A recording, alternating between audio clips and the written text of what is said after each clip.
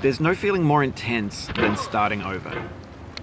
If you deleted your homework the day before it was due, as I have, or if you left your wallet at home and you have to go back after spending an hour in the commute.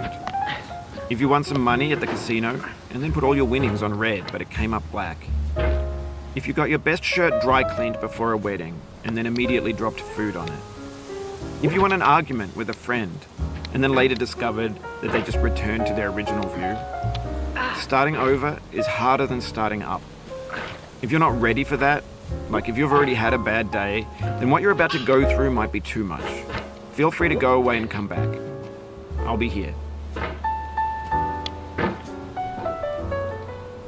Alright, thanks for coming with me on this trip. I'll understand if you have to take a break at any point. Just find a safe place to stop and quit the game. And don't worry, I'll save your progress, always, even your mistakes.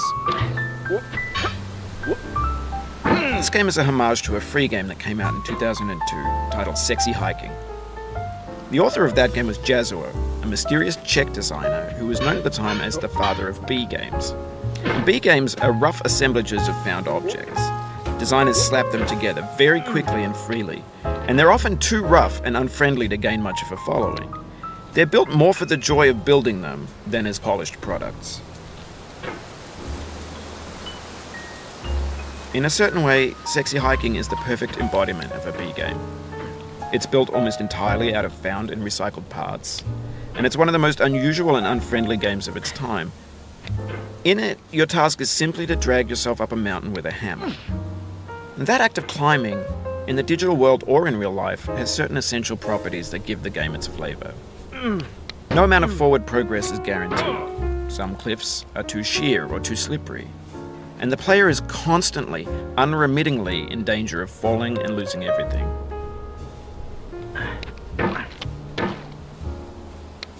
Anyway, when you start Sexy Hiking, you're standing next to this dead tree that blocks the way to the entire rest of the game. It might take you an hour to get over that tree, and a lot of people never got past it. You prod and you poke at it, exploring the limits of your reach and your strength, trying to find a way up and over. And there's a sense of truth in that lack of compromise. Most obstacles in video game worlds are fake. You can be completely confident in your ability to get through them once you have the correct method or the correct equipment or just by spending enough time. In that sense, every pixelated obstacle in Sexy Hiking is real.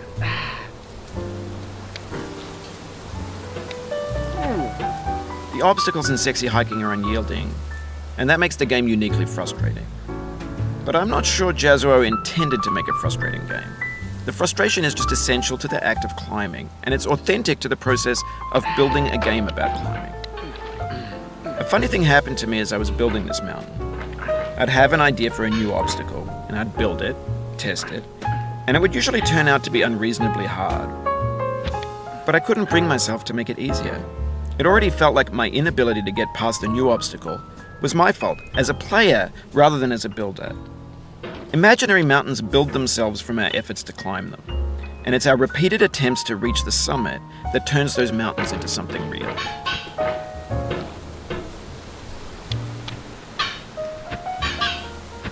When you're building a video game world, you're building with ideas, and that can be like working with quickset cement. You mold your ideas into a certain shape that can be played with, and in the process of playing with them, they begin to harden and set until they're immutable, like rock. And at that point, you can't change the world, not without breaking it into pieces and starting fresh with new ideas.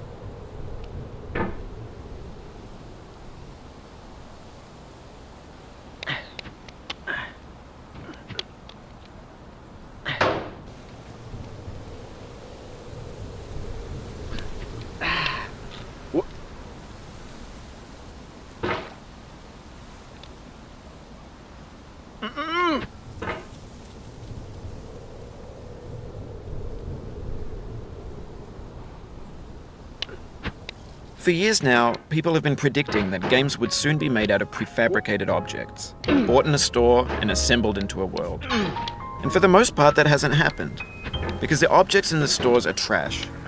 I don't mean they look bad or that they're badly made, although a lot of them are. I mean they're trash in the way that food becomes trash as soon as you put it in the sink. Things are made to be consumed and used in a certain context, and once the moment is gone, they transform into garbage. In the context of technology, those moments pass by in seconds.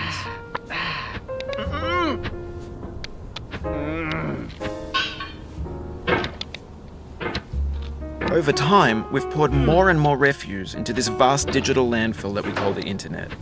It now vastly outnumbers and outweighs the things that are fresh and untainted and unused. When everything around us is cultural trash, trash becomes the new medium, the lingua franca of the digital age. And you can build culture out of trash, but only trash culture. Be games, be movies, be music, be philosophy.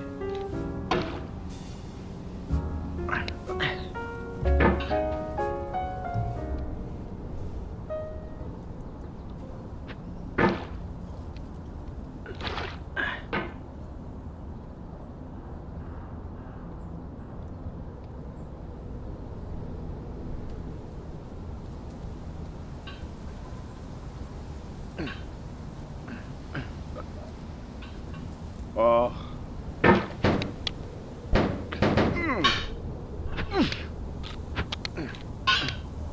Oh no.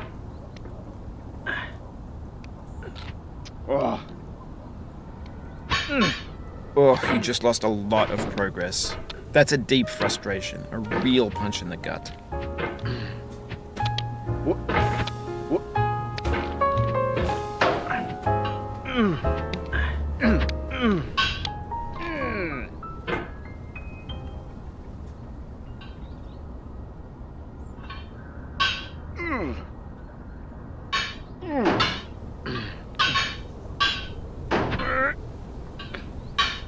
Maybe this is what digital culture is.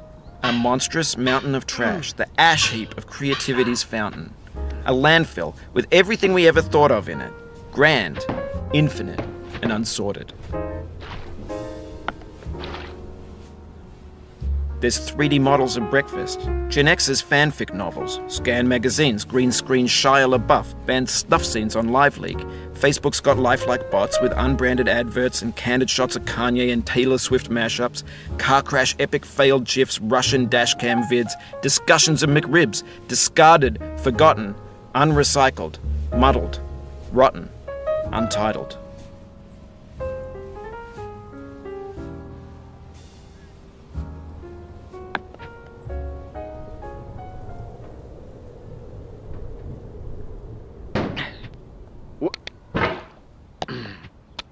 Everything's fresh for about 6 seconds, until some newer thing beckons, and we hit refresh. And there's years of persevering, disappearing into the pile, out of style, out of sight.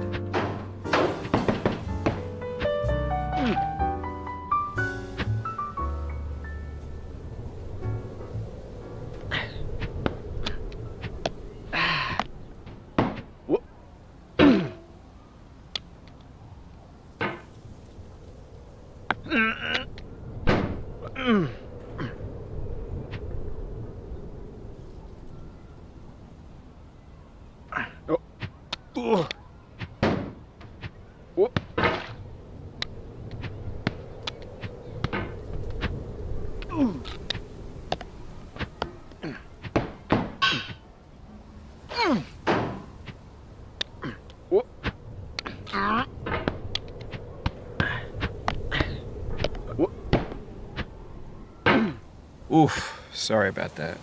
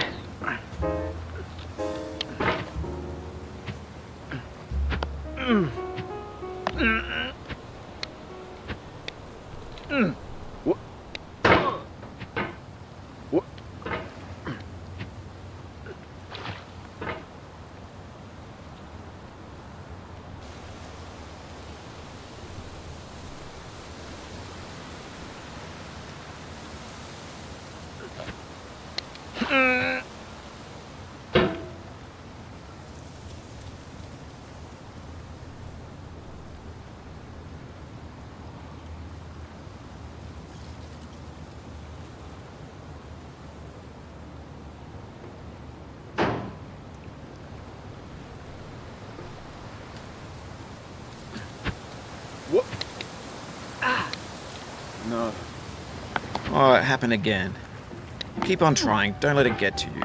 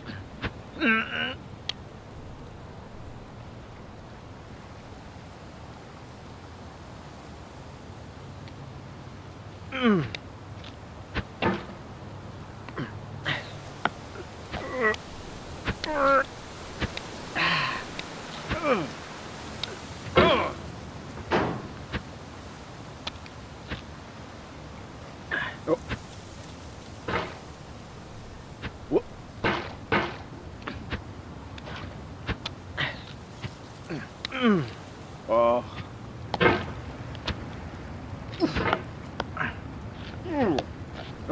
This thing that we call failure is not the falling down, but the staying down. Mary Pickford.